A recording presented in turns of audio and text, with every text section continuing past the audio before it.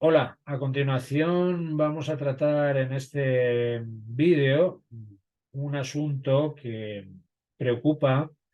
a más de un opositor o opositora y es el de las situaciones de aprendizaje y cómo pueden entenderse como verdaderas sustituciones y verdaderas sustitutas en definitiva de las unidades didácticas, sobre todo en el caso de Andalucía para los cursos impares. Los LOE ha decidido, bueno, pues eh, plantear la entrega dentro de la programación didáctica de 12 situaciones de aprendizaje en sustitución de las 12 unidades didácticas tradicionales. Como ya sabéis, dentro de la propia convocatoria de oposiciones de la orden, recogida en la orden del 6 de marzo del 2023, en la nota aclaratoria sobre el currículum vigente en las distintas enseñanzas, tenemos precisamente en el apartado A la disposición de realizar la programación didáctica y la exposición oral de una situación de aprendizaje para los cursos de primero o tercero de educación secundaria obligatoria o primero de bachillerato, es decir, para los cursos LONLOE, los cursos impares que ya eh, se encuentran en pleno funcionamiento, en los que se ha puesto en marcha esta legislación LOMLOE con toda su plenitud y con toda su potencialidad. Es decir, para el actual curso académico, por lo tanto, correspondería la entrega de 12 situaciones de aprendizaje en sustitución de esas 12 unidades didácticas que, como ya sabéis, integran la programación de aula, curiosamente no para 2024. La convocatoria para la vía 2 de oposiciones de Andalucía sigue manteniéndose vigente el concepto de unidad didáctica y la necesidad, bueno, pues de trabajar unidades didácticas, preparar, presentar y exponer y defender unidades didácticas. En este caso, eh, nos resulta bastante llamativo que para esa vía 2, fecha en la que ya estaría plenamente en marcha para todos los cursos la actual normativa LOMLOE, se haya optado por restituir la defensa de la unidad didáctica frente a esta convocatoria de 2023 que, bueno, pues plantea la necesidad de entregar 12 situaciones de aprendizaje en lugar de esas 12 unidades didácticas que hemos apuntado. En cualquier caso, debe quedar claro el concepto de que para los cursos de primero y tercero de la ESO o primero de bachillerato se deberán entregar estas 12 situaciones de aprendizaje. En consecuencia, debemos preguntarnos, ¿la situación de aprendizaje puede sustituir plenamente a una unidad didáctica en todos los niveles y en todos los apartados y en todos los planos? La respuesta obviamente es sí, es decir, una situación de aprendizaje se caracteriza por un conjunto de apartados, viene estructurado en un conjunto de apartados que se identifican plenamente con los de la unidad didáctica en todos sus puntos. Eso por un lado. Y por otro lado, trasciende la esfera meramente metodológica para integrar dentro de sí un conjunto de saberes, de contenidos que deberán trabajarse de forma secuencial y siguiendo la procesualidad de la propia línea conductora que establece el propio hilo conductor de la temática concreta transversal de la situación de aprendizaje. A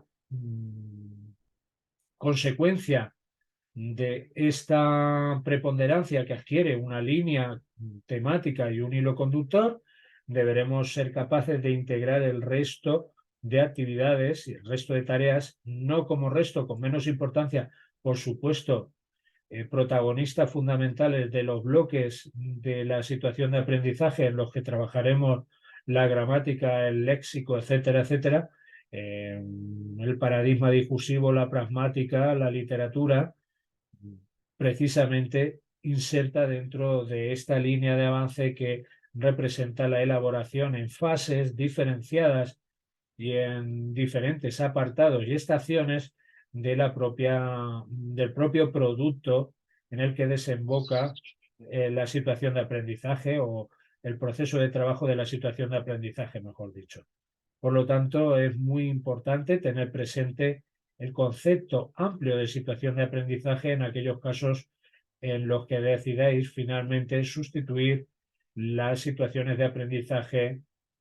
o mejor dicho, las unidades didácticas por situaciones de aprendizaje dinámicas, contextualizadas, motivadoras, etcétera, que acogen el verdadero propósito de una tarea compleja y que no podemos dejar de obviar dentro de la dinámica interna de esta concepción de la situación de aprendizaje aquí definida y además especificada en todos los puntos dentro del anexo 3 del mismo Real Decreto que hemos citado, pero que asimismo nos servirá para trabajar de una manera también dinámica y funcional el resto de niveles, el resto de apartados, es decir, la integridad de los saberes básicos del currículum de nuestra materia. Y es que no podemos obviar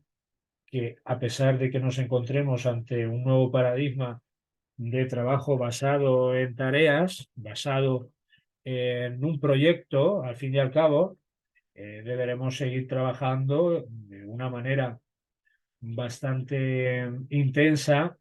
el resto de apartados y bloques de nuestra materia. Me estoy refiriendo a los conceptos que he apuntado anteriormente, es decir, la gramática, los bloques de la materia y de la asignatura, la gramática, el léxico, la literatura, la pragmática, la dimensión textual y pragmadifusiva, etcétera, etcétera. Por lo tanto, la lingüística, las variedades, la dialectología, etcétera.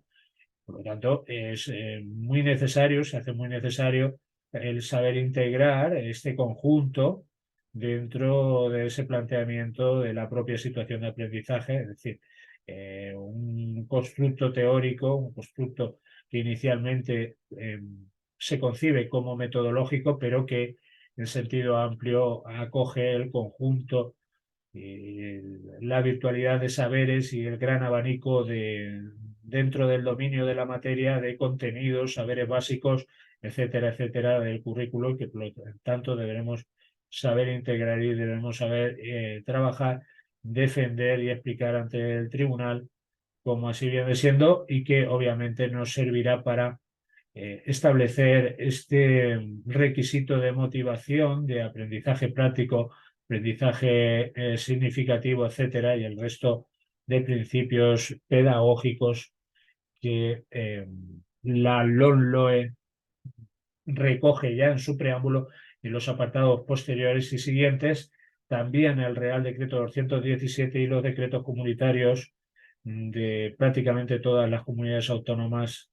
dedican un apartado específico a estos principios pedagógicos que deberán desarrollarse a través de estas estrategias más colaborativas, más dinámicas, más activas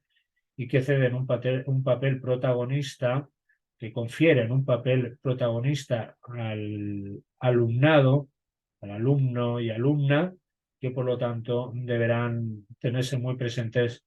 dentro de nuestra acción metodológica.